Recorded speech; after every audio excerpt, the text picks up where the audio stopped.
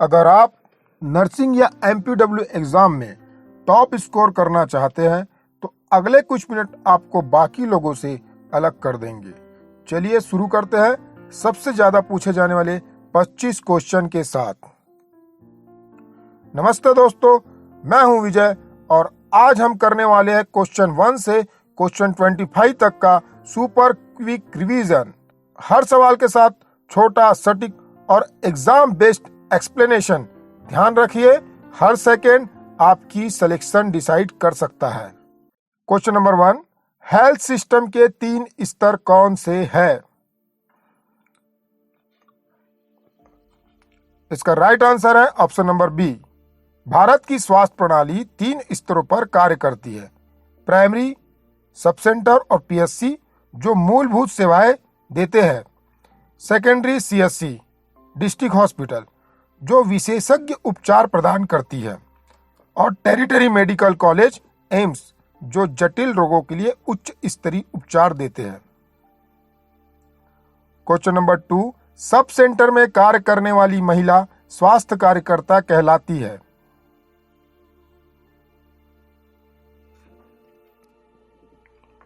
इसका right answer है option number ए, ANM auxiliary nurse midwife. Sub centre पर तैनात महिला स्वास्थ्य कार्यकर्ता एएनएम कहलाती है।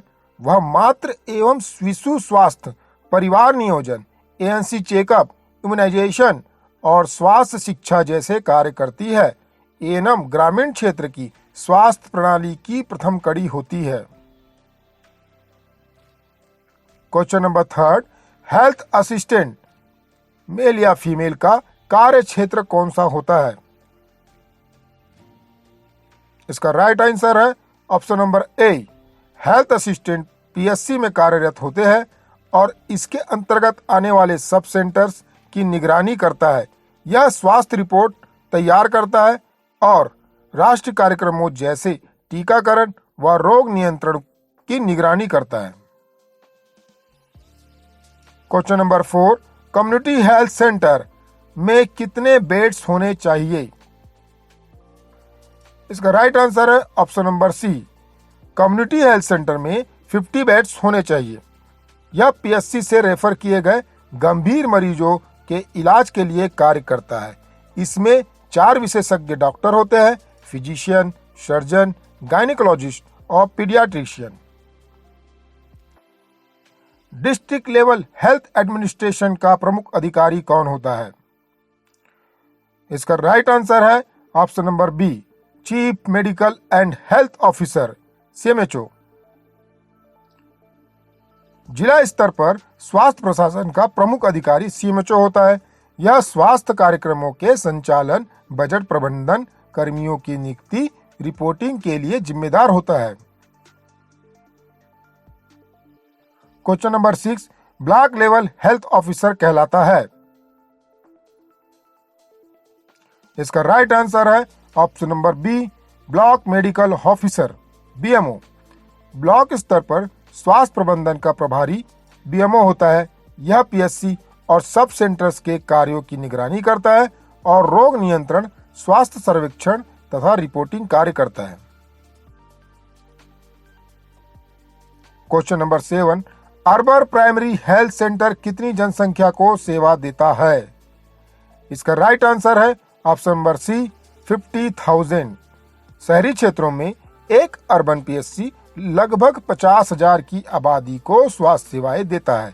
इसमें OPD, ANC, checkup, immunisation, NCD और स्क्रीनिंग और फैमिली वेलफेयर सेवाएं दी जाती है। बहुत बढ़िया दोस्तों, अगर आप यहाँ तक वीडियो देख रहे हैं तो आप बाकियों से पहले ही आगे हैं, क्योंकि टॉपर बनने के लिए किताब नहीं, कंसिस्टेंसी चाहिए। चलिए अब अगले सवाल की तरफ बढ़ते हैं। तैयार रहिए, एक भी सवाल छूट गया तो एग्जाम में रिग्रेट पक्का। Question number 8, health planning Bharat में किस वर्ष शुरू हुई? इसका राइट आंसर है ऑप्शन नंबर बी, 1951। भारत में स्वास्थ्य योजनाओं की शुरुआत 1951 से हुई, जब पहली 5 ईयर प्लान लागू की गई। इसका उद्देश्य सार्वजनिक स्वास्थ्य, पोषण और प्राथमिक स्वास्थ्य सेवाओं का विकास था। क्वेश्चन नंबर 9, भोरे कमेटी रिपोर्ट का उद्देश्य क्या था? इसका राइट आंसर है ऑप्शन नंबर ए, नेशनल हेल्थ सिस्टम का विकास। बोहरे कमेटी 1946 का उद्देश्य भारत में एकीकृत राष्ट्रीय स्वास्थ्य प्रणाली विकसित करना था। इसने हेल्थ फॉर ऑल की नींव रखी और प्राइमरी हेल्थ सेंटर आधारित स्वास्थ्य ढांचा सुझाया। क्वेश्चन नंबर 10, भोरे कमेटी ने कितने प्रकार के पीएससी सुझाए थे? इसका राइट आंसर है ऑप्शन नंबर ए, 2। भोरे कमेटी ने 2 प्रकार के पीएससी सुझाए, प्राइमरी हेल्थ यूनिट और सेकेंडरी हेल्थ यूनिट, ताकि ग्रामीण व शहरी दोनों क्षेत्रों में समान स्वास्थ्य सुविधाएं उपलब्ध हो सके। अगर वीडियो अभी तक आपको यूजफुल लग रहा है तो नीचे कमेंट में लिखो I am preparing with Vijay. मैं सबसे पहला कमेंट पिन करूंगा। Question number 11, Mudaliar committee report कब आई? इसका राइट आंसर है option number B, 1962। Mudaliar committee 1962 ने स्वास्थ्य सेवाओं की गुणवत्ता सुधारने, मेडिकल शिक्षा के स्तर को बढ़ाने और विशेषज्ञों की उपलब्धता सुनिश्चित करने की सिफारिश की थी। क्वेश्चन नंबर 12, चड्ढा कमेटी 1963 का उद्देश्य क्या था?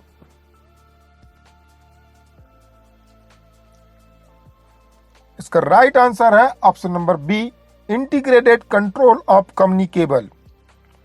चड्ढा कमेटी 1963 ने मलेरिया, कुष्ठ, टीबी जैसे कम्युनिकेबल डिजीज के इंटीग्रेटेड कंट्रोल और परिवार नियोजन कार्यक्रम को जोड़ने की सिफारिश की थी। क्वेश्चन नंबर 13, मुखर्जी कमेटी 1965 ने क्या सुझाया था? इसका राइट आंसर है option number B, separate staff for family planning. Mukherjee committee ने परिवार नियोजन कार्यक्रम के लिए अलग प्रशिक्षित स्टाफ रखने की सिफारिश की ताकि कार्यक्रम की कार्यक्षमता और गुणवत्ता बढ़ सके। Question number 14, Kartar Singh committee 1973 ने क्या सुझाव दिया? इसका राइट आंसर है option number A, multipurpose health worker scheme. Kartar Singh committee ने मल्टीपर्पस हेल्थ वर्कर योजना दी।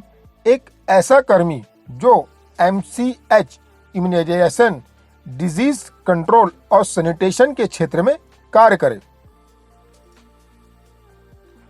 क्वेश्चन नंबर 15, श्रीवास्तवा कमेटी 1975 का उद्देश्य क्या था? इसका राइट आंसर है option number A, medical education और rural health reform. Srivastava committee ने चिकित्सा शिक्षा व ग्रामीण स्वास्थ्य सेवाओं में सुधार पर बल दिया ताकि प्रशिक्षित कर्मी उपलब्ध हो और ग्रामीण क्षेत्रों में सेवा गुणवत्ता बढ़े। Question number 16, health survey and planning committee कहलाती है? इसका राइट आंसर है ऑप्शन नंबर बी, भोरे कमेटी। भोरे कमेटी को health survey and planning committee कहा जाता है क्योंकि इसने भारत के लिए पहली व्यापक स्वास्थ्य सर्वे रिपोर्ट और दीर्घकालिक स्वास्थ्य योजनाएं तैयार की। Question number 17, national health policy 2002 का मुख्य लक्ष्य क्या था? Achieve acceptable standard of good health for Indian population. NHP 2002 का उद्देश्य नागरिकों को गुणवत्ता वाली स्वास्थ्य सेवाएं देना था, विशेषकर महिलाओं और बच्चों के स्वास्थ्य सुधार और रोग नियंत्रण पर ध्यान देना।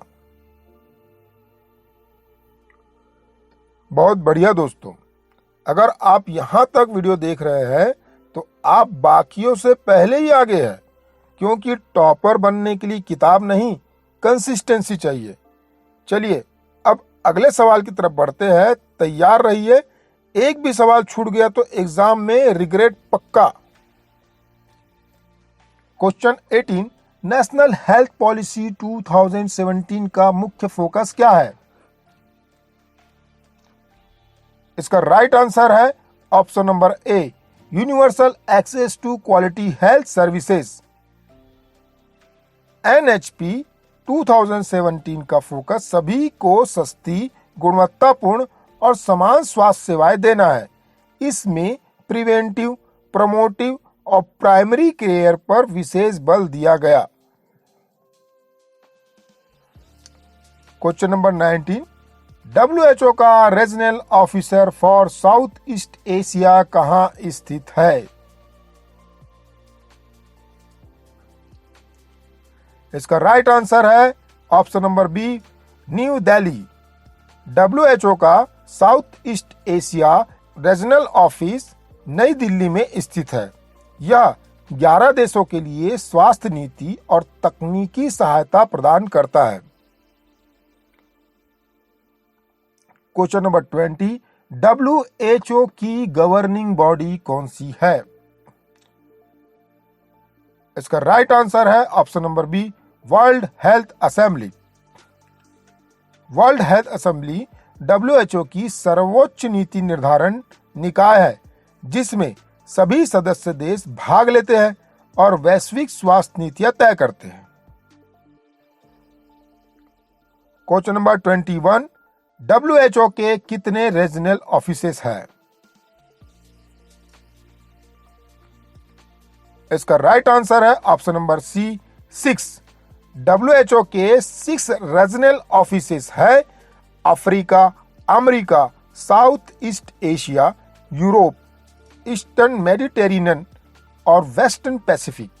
ये क्षेत्रीय नीतियां तय करते हैं। क्वेश्चन नंबर 22, WHO के मेन फंक्शन क्या है? इसका राइट आंसर है ऑप्शन नंबर डी, उपरोक्त सभी। WHO अंतरराष्ट्रीय स्वास्थ्य मानक बनाता है, रोगों की निगरानी करता है, तकनीकी सहायता और टीकाकरण अभियानों में सहयोग देता है। इसका मुख्य उद्देश्य वैश्विक स्वास्थ्य सुधार है। क्वेश्चन नंबर 23, WHO का सिंबल क्या दर्शाता है? इसका राइट आंसर है option number B, staff with snake. WHO का प्रतीक रॉड ऑफ एस्किलेपियस पर आधारित है, जिसमें सांप लिपटा होता है। यह चिकित्सा उपचार और स्वास्थ्य पुनर्स्थापन का प्रतीक है। क्वेश्चन नंबर 24, WHO का कॉन्स्टिट्यूशन कब लागू हुआ? इसका राइट आंसर है ऑप्शन नंबर सी, 1948। WHO का संविधान 7 अप्रैल 1948 को लागू हुआ और इसी दिन को हर वर्ष वर्ल्ड हेल्थ डे के रूप में मनाया जाता है। क्वेश्चन नंबर 25, WHO के डायरेक्टर जनरल 2025 तक कौन है? इसका राइट आंसर है option number B, doctor Tedros Adhanom Ghebreyesus. 2025 तक WHO के director general doctor Tedros Adhanom Ghebreyesus है। वे 2017 से इस पद पर कार्यरत है और महामारी नियंत्रण में उनकी भूमिका महत्वपूर्ण रही है। दोस्तों, अगर ये वीडियो आपके रिवीजन में मददगार रहा हो तो इसे लाइक जरूर करें, अपने स्टडी ग्रुप में शेयर करें और कमेंट में बताएं अगला टॉपिक कौन सा चाहिए। और हाँ, सब्सक्राइब करना मत भूलिए, क्योंकि यहाँ हर वीडियो आपको सिलेक्शन के एक कदम और करीब ले जाता है। मेहनत करिए, क्योंकि मेहनत कभी बेकार नहीं जाती।